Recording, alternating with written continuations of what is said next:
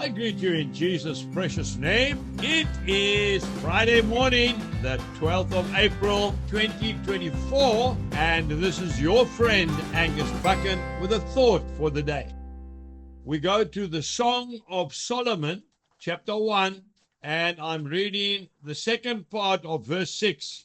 They made me the keeper of the vineyards, but my own vineyard I have not kept. Charity begins at home. Service starts with valuable time spent, first of all, in the presence of Jesus Christ, and then your family, and then your work.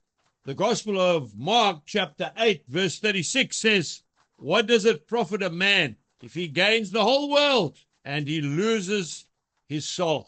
We need to spend more quality time, and we need to spend more quantity time in the presence of Almighty God. We need to be so careful, and I'm talking to myself here probably more than anybody.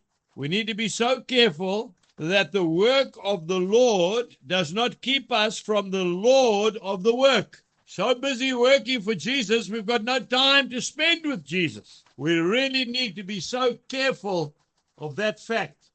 You know, a man that I have the utmost respect for, in fact, one of my heroes, was James Hudson Taylor. That young man took the gospel of Jesus Christ to China.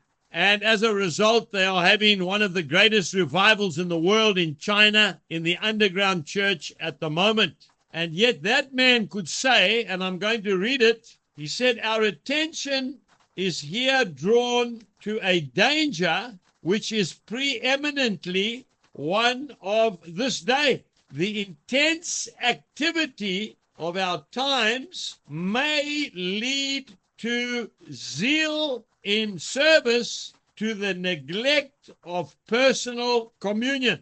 But such neglect will not only lessen the value of the service, but tend to incapacitate us for the highest service." In other words, if we are not having a proper quiet time with the Lord, if we are not interacting with the Lord, it will even affect our ministry, let alone our family that will suffer, and most of all, our personal relationship with the Lord.